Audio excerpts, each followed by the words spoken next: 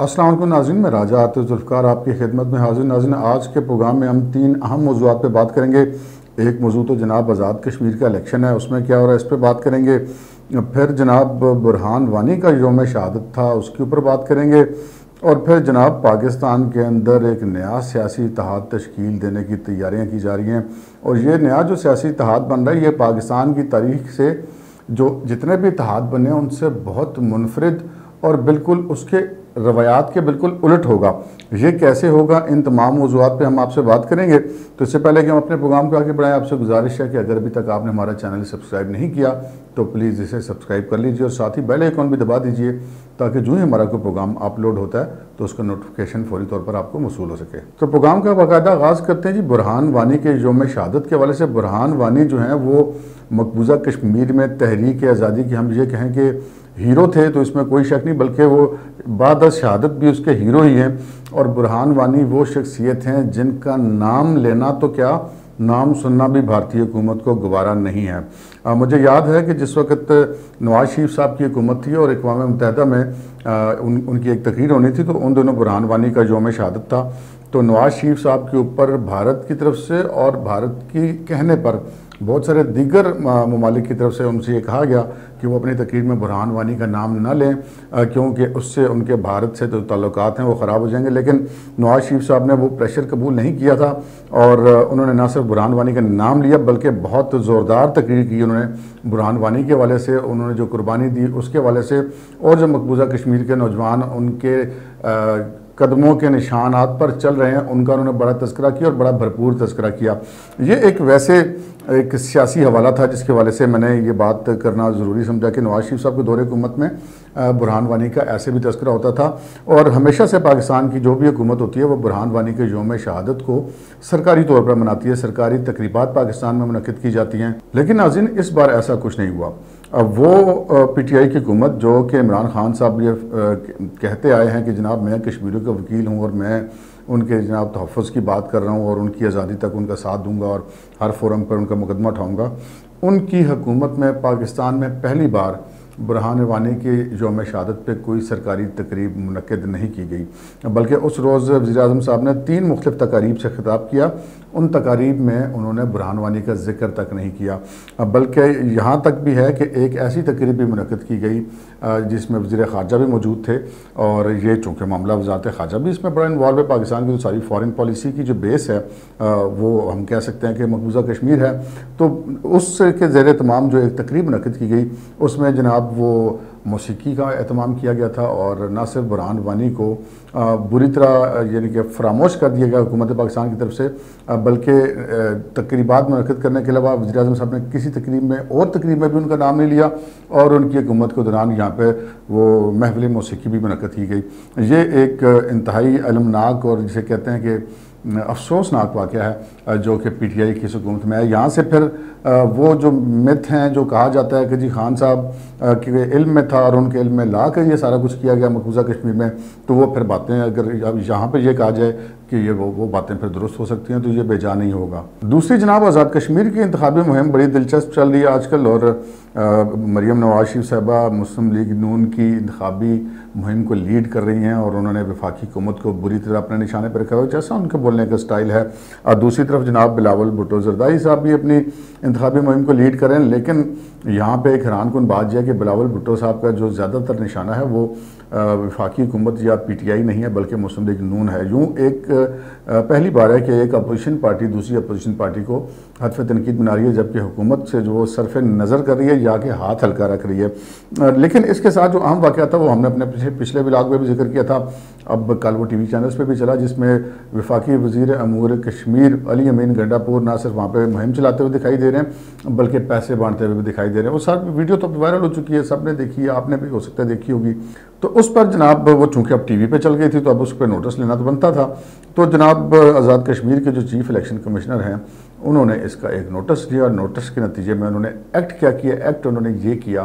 कि उन्होंने जनाब वज़ीर-ए-आज़म पाकिस्तान इमरान खान साहब को ख़त लिख कर आगाह कर दिया। अब बंदा कुर्बान जाए चीफ इलेक्शन कमिश्नर के भी और आगे खान साहब के भी कि वो फिर ख़त तो वो ऐसे ही है, वो खान साहब ने तो उसका जवाब ना देना था, ना दिया, ना उस पर कोई कार्रवाई करनी थी, ना की, क्योंकि अली अमीन गंडापुर जो कुछ भी कर रहे हैं वो प्राइम मिनिस्टर की मर्ज़ी से ही कर रहे हैं। और अगर ये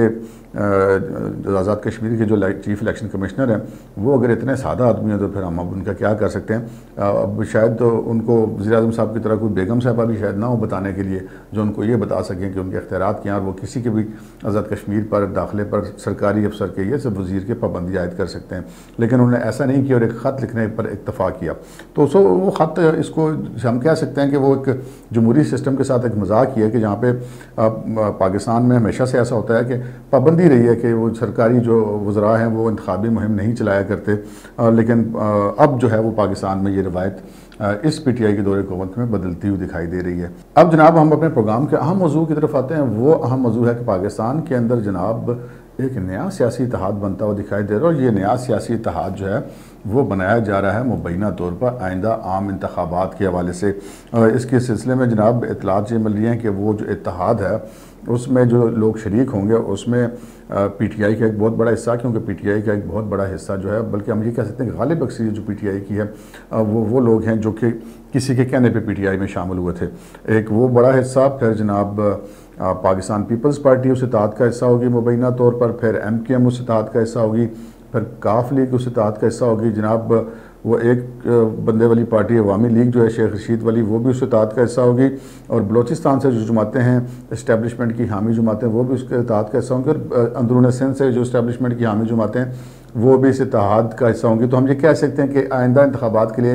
एक ग्रैंड अलायंस बनाया जा रहा है। लेकिन यहाँ पे जो दिलचस्प बात है वो ये है कि ये पहला ग्रैंड अलायंस है जो कि अपोजिशन की एक पार्टी के खिलाफ बनाया जा रहा है। ये सियासी इत्तेहाद इसलिए बनवाया जा रहा है कि हुकूमत को और इस्टेब्लिशमेंट को इंटेलिजेंस एजेंसियों से कुछ ऐसी रिपोर्ट्स मौसूल हो रही थी कि पाकिस्तान मुस्लिम लीग नून आइंदा इंतखाबात में क्लीन स्वीप कर सकती है। तो उस क्लीन स्वीप को रोकना कैसे मुमकिन होगा, इसके लिए फिर एक ऐसा इत्तेहाद बनाया जाए कि जो सब मिलकर पाकिस्तान मुस्लिम लीग नून का मुकाबला करेंगे, क्योंकि पाकिस्तान मुस्लिम लीग नून जो है वो इस वक्त हम कह सकते हैं कि पब्लिक के अंदर एक खासी स्पेस बना चुकी है। जो नवाज शरीफ साहब का बयानिया था और जो मरियम का बयानिया है और ये सारे मामला जो हैं वो बिल्कुल अब एक एक्सट्रीम की तरफ जा रहे हैं। जो शहबाज शरीफ साहब का बयानिया था वो उसको पब्लिक में कोई ख़ास पजीराई नहीं मिल सकी, जिसके बाद वो फिर अब दोबारा अपने भाई के कहने पे खामोश हो गए, और इसी वजह से मरियम नवाज शरीफ साहब जो आज़ाद कश्मीर की इंतखाबी मुहिम की भी क़यादत कर रही हैं। सो ऐसी भी इतलात आ रही हैं कि जो आइंदा आम इंतखाबात हैं मुमकिन है वो 2023 के बजाय 2022 में हो जाए, क्योंकि ऐसी जो है वो ख़बरें इधर उधर से मिल रही हैं कि प्राइम मिनिस्टर इमरान खान साहब जो हैं वो इस चीज़ पर सोच रहे हैं कि कबल अज़ वक्त इंतखाबात करा दिए जाएँ, और फिर वो नया नारा लेके पब्लिक में जा सकेंगे, जी मुझे तो किसी ने काम नहीं करने दिया। तो इस वजह से मैंने कहा कि मैं दोबारा आवाम से रजू कर लें, क्योंकि अगर वो अपने 5 साल पूरे करके जाते हैं तो फिर उनके पास इस किस्म के वो जो एक्सक्यूज़ हैं वो भी नहीं रहेंगे। तो वो फिर उन्हें एक वजह चाहिए। ये भी मुमकिन है कि वो इंतखाबात करवा दें, या वो अगर नहीं भी कराते और 2023 में भी इंतखाबात होते हैं तो फिर ऐसा दिखाई दे रहा है कि जो ग्राउंड बन रही है वो ये ग्राउंड बन रही है कि Pakistan Peoples Party, PTI, ANP, MQM, काफ लीग, अवामी लीग, बलोचिस्तान की पार्टियाँ और सिंध की पार्टियाँ, और इन सब को मिलाकर एक ग्रैंड अलायंस बनाया जाएगा, और ये ग्रैंड अलायंस मुस्लिम लीग नून के मुकाबले में इंतखाबात में उतारा जाएगा। नाज़रीन, अगर आपने मेरे पिछले प्रोग्राम सुने हैं तो मैं हमेशा से ये कहता आया हूँ कि पाकिस्तान पीपल्स पार्टी अपोजिशन की जमात नहीं है, बल्कि ये उसको अपोजिशन की जमात का रोल दिया गया है। क्योंकि पिछले इंतखाबात में जहाँ मुस्लिम लीग नून और JUI और जो दीगर अपोजिशन की जमातें थी उनको उनके खिलाफ जो कुछ भी हो रहा था वो सबके सामने, और इवन को उनको इंतखाबी मुहिम तक भी ठीक तरह से नहीं चलाने दी गई, बल्कि उनके न सिर्फ उम्मीदवारान को गिरफ़्तार किया गया, मुकदमात बनाए गए, बल्कि जो उनके अहम सियासी कारकुन हैं हर हल्के में उनको भी एन पोलिंग डे पर भी नज़रबंद किया गया था। और सिर्फ 2 जमातें पाकिस्तान में ऐसी थी जिनको आज़ादाना इंतखाबी मुहिम चलाने की इजाज़त थी, वो एक PTI थी और एक पीपल्स पार्टी थी। तो मैं हमेशा से ये कहता आया हूँ कि जो पीपल्स पार्टी और PTI के बाद सेकंड बेनिफिशरी है, और उस वक्त से लेकर अभी तक जो वो उसको जो रोल अपोजिशन का दिया गया था उसको वो बड़ा बखूबी निभा रही है। उसका जब सदारती इलेक्शन हो रहा था और जो स्पीकर डिप्टी स्पीकर के इंतखाबात होते उस वक्त भी जिसको रोल दिया गया था उसने वो पूरी तरह निभाया। पिछली हुकूमत के अख्तामी दौर में बलोचिस्तान में जो उन्होंने रोल प्ले किया वो भी सबके सामने है। अब फिर PDM के अंदर जो रोल उन्होंने प्ले किया वो भी सबके सामने है। उनका बस यही उनकी ड्यूटी लगाई गई है। ये मेरी राय है, आप इससे इख्तलाफ भी कर सकते हैं जी, लेकिन हमारा जो चूँकि बतौर साफ़ी एक तज्ज़िया होता है और वो यही है कि जनाब उनको जो रोल दिया गया था वो उसको निभा रहे हैं। और अब आइंदा जो रोल उनको दिया जा रहा है वो ये दिया जा रहा है कि उस इंतखाबी इत्तेहाद को हम कह सकते हैं कि शायद वो लीड करेगी पीपल्स पार्टी, क्योंकि PTI के अंदर इतना दमखम शायद आइंदा इंतखाबात में ना रहे कि वो उस इत्तेहाद को लीड कर सके। सो वो उस इत्तेहाद का हिस्सा ज़रूर होगी, लेकिन जो नया इत्तेहाद है वो जनाब अब बनने जा रहा है। और इसकी सबसे बड़ी अलामत यह है कि आज़ाद कश्मीर की इंतखाबी मुहिम में बिलावल भुट्टो जरदारी इमरान खान साहब की हुकूमत पर तनकीद करने के बजाय तमाम तर उन्होंने अपनी तोपों का रुख पाकिस्तान मुस्लिम लीग नून की तरफ किया है, मरियम नवाज शरीफ की तरफ किया है, नवाज शरीफ साहब की तरफ किया है। लेकिन यहाँ पर एक उससे भी ज़्यादा दिलचस्प बात यह है कि बार बार कोशिशों के बावजूद, हर जलसे में इंतहाई जिसे कहते हैं जारहाना फायरिंग के बावजूद बिलावल भुट्टो जरदारी साहब को मरियम नवाज शरीफ साहबा की तरफ से कोई जवाब नहीं मिल रहा। और मरियम नवाज शरीफ साहबा अपनी इंतखाबी मुहिम के दौरान